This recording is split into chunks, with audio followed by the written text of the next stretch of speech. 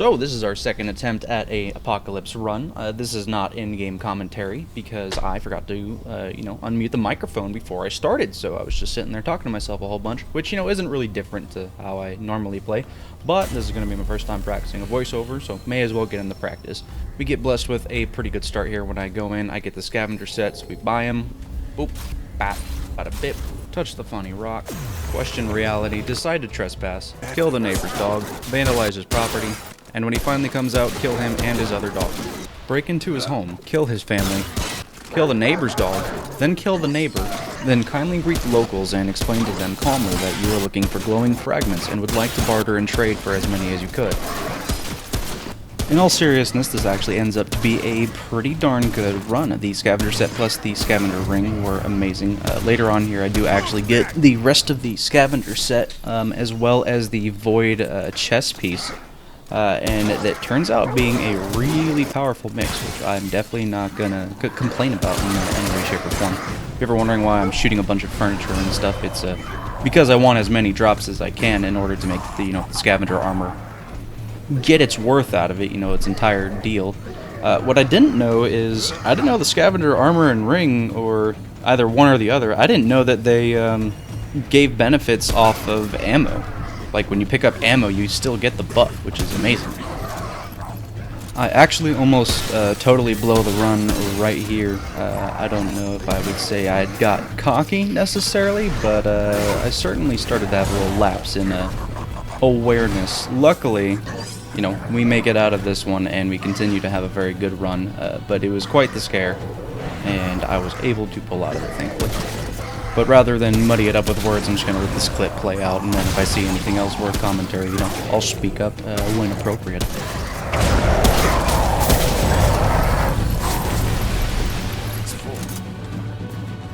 That was rough.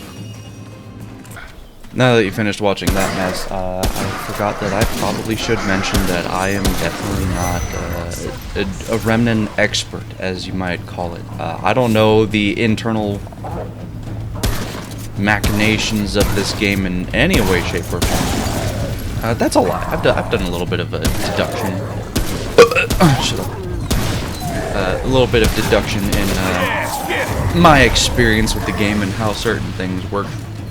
Basically, what I'm trying to say is, this is my first go at it. Not this video specifically, but starting to do apocalypse survival. This is my first, attempts at it. This would technically be my 5th run as far as the video is concerned, but pretty much I'm kind of deep diving into Remnant right now because I want to experience everything the game has to offer before Remnant 2 comes out. I'd realized the second game was on its way out this year, and I'd only beaten the first game maybe once, which means I've probably only fought a quarter of the bosses that the game has to offer, and that's not including DLC. But yeah, this is just basically me recording, my starting experience and working towards my end experience for Apocalypse mode. And then maybe when Remnant 2 comes out, I don't know, be a content creator on it or something. We all have hopes and aspirations. I'll probably make videos on it for shiz and giggles. That's bad.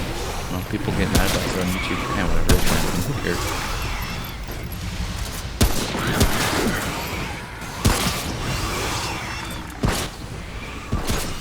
Looking back on this gameplay, I think I kind of want to share my thoughts that I was having at this exact moment in time when I started getting onslaughted by all these little stick dudes.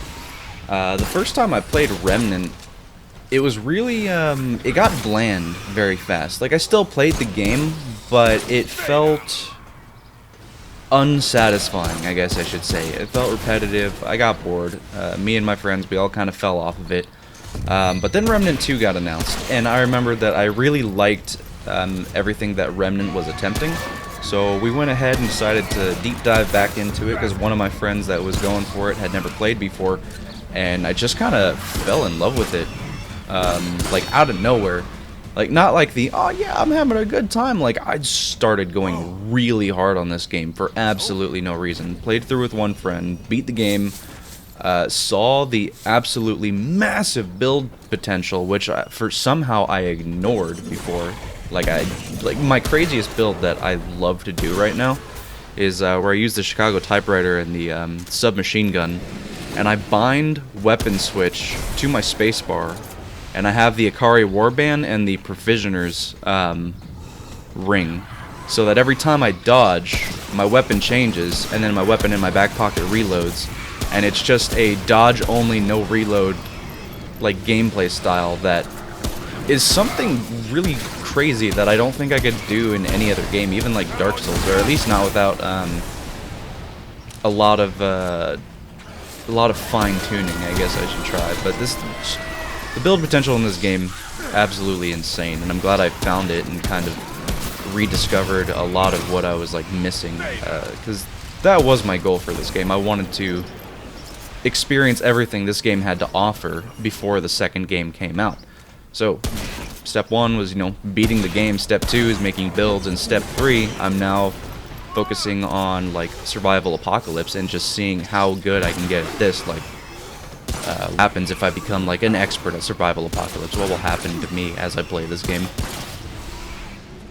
Furthermore, I'm curious to see how this changes my approach to Remnant 2, because before, if I hadn't done this, I'd be going into Remnant 2 basically completely fresh, but now I'm essentially gearing up to go into Remnant 2 as like a veteran and somebody extremely knowledgeable in the first game. I'm not there yet, but I plan to be. That all you got? Hello, me again.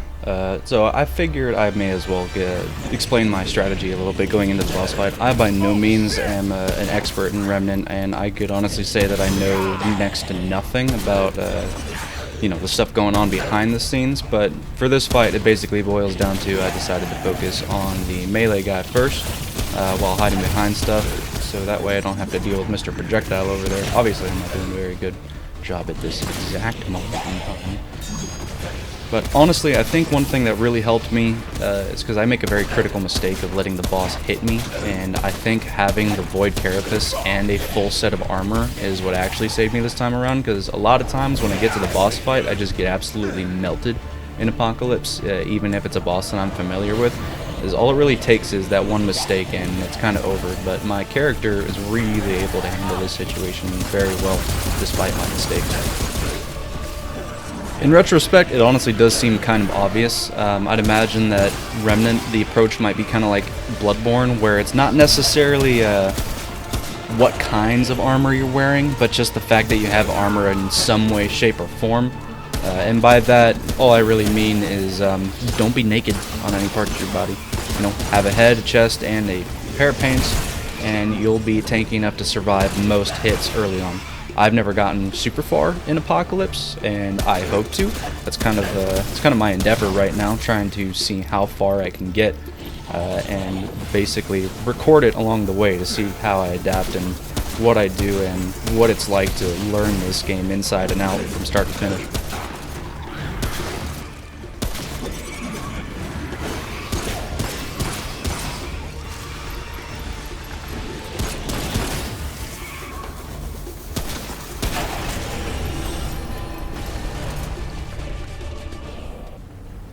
Bing, bang, blip, bit, bap, boop. Touch the funny rock, and back into the next world. So just to kind of give a little insight of what I was choosing there, I get the turrets and the wolf ring for two reasons. Having a little buddy that shoots stuff for you, pretty awesome. And, wolf ring, I feel like faster is better, kind of treating it like a roguelike where, you're racing against the clock. I really, really love the turrets in this game, and I try to use them in choke points a lot, like you see me doing right here, where I try to actively block the enemies or put the turrets in a basically in a crossfire, I should say, where they're going to focus the next enemy that's coming, and they're going to stay on that enemy until the threat is dealt with. Then coming right up here, as I round this corner, I get a little visual glitch from it, but basically the turret serves as another early warning system for enemies that are coming up behind me, which if I had rushed forward, there's like a electricity storm dude up there. Yeah, that guy I'm popping in the back of the head. Could have potentially been a bad situation, but I don't know. I love the turrets. I love turrets in any game. I'm absolutely a turret man. Turrets are cool. Also making sure to get more use out of my actual abilities. Like I think that was actually like one of my first times beating a boss in Apocalypse. So I totally neglected the fact that I actually got an ability from it.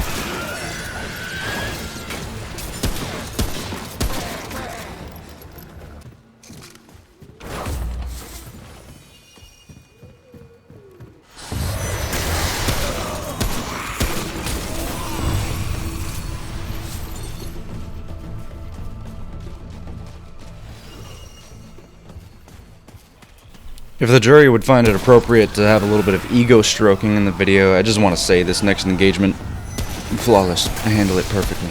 Sexy. Movement's on point. There's a little part where I dip back and forth, 2 axes flying by. I feel really cool.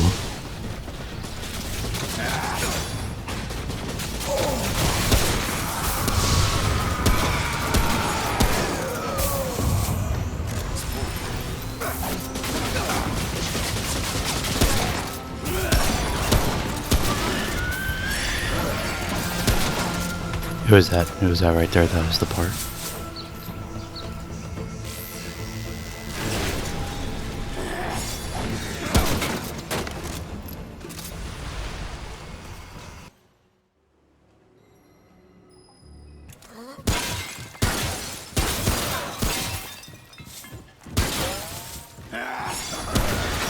It's kind of this moment right here where I actually start realizing that armor encumbrance is a bit against me in this one. It's not something I ever really paid attention to in this game at all, save for when I wear like the Lito's armor, just because that's funny and it's kind of like right in your face. But in hindsight, if I was a little bit smarter about it, I would have considered it in the boss fight, which goes atrociously, mind you. And I think a lot of it has to do with my armor encumbrance. Like, I'm not used to dodging with heavy armor. I don't ever really wear heavy armor in this game. So I think that starts to really work against me. And seeing how slow I dodge around this part of the game, it makes it pretty obvious why the boss fight struggled. I also just played terribly because my girlfriend was there and she was distracting because she's pretty and I love her a lot.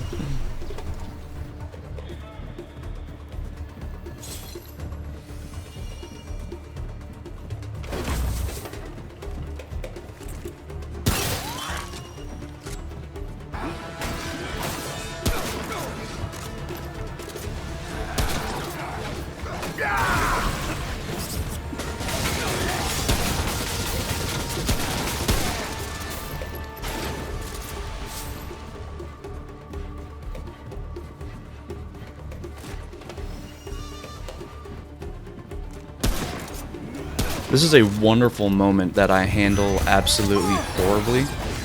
You know, get hit twice, fail to dodge on time, then turn my back to the enemy for whatever reason, keep getting obliterated, and somehow make it out okay.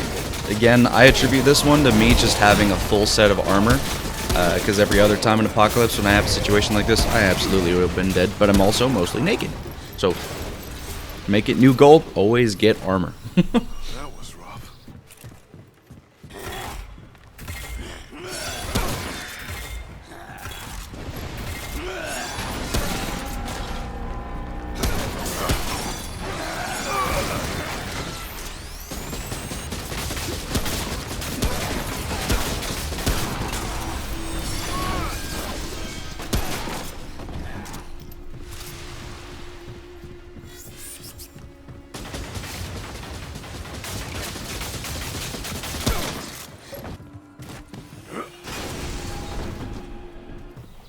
Coming up here, this is actually a potentially bad situation that I feel like I handle much better.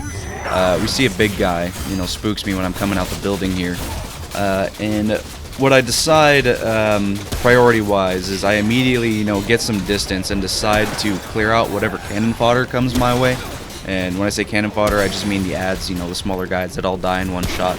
I didn't want to waste time putting bullets into him while I know other enemies were on the way. I just wanted to clear them out as quickly as possible, then deal with the big guy. He goes down in 4 or 5 shots, sure, but that's 4 or 5 shots that could kill 4 or 5 other enemies that are, you know, coming at me. getting into the home stretch here. This is the final boss fight, which I play absolutely awful. Like, I get hit by so much stuff. There's a point where I'm in the building and I get juggled back and forth. It looks like I'm about to lose the run. My girlfriend is coming up behind me and she's touching me and feeling me and telling me how amazing and handsome and cool I am. And that's not even a joke. She was doing it on purpose to try and mess me up. And then she's like trying to, like, I don't know, massage me or something while I'm playing. I don't know. But it wasn't her fault. I was playing bad before she came over. She just wanted to add fuel to the fire. It was really funny. I cannot believe I survived this. And I just hope you, I don't know, maybe somebody will enjoy this absolute train wreck of a boss fight. But I'm going to shut up and just let you see it.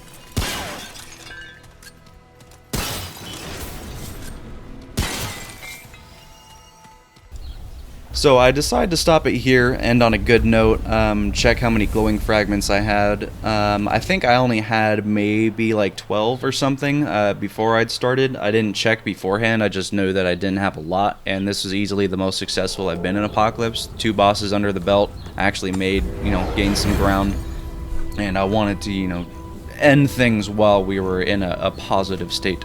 Oh, why do I always burp when I'm recording? This is getting annoying. But that concludes the run. You get to the end of it. I check my glowing fragments. If the recording itself was on, I'd basically just be sitting there freaking out about how many glowing fragments I had. But there's not really much more to say. If anybody watched this to the end, thank you. Sorry if I'm annoying, but if you have any feedback, or if you just want me to do this again, I'm happy to. I don't know if people would like my in-game commentary or just voiceovers more. I don't know, I feel like I was doing like a nature documentary on myself or something.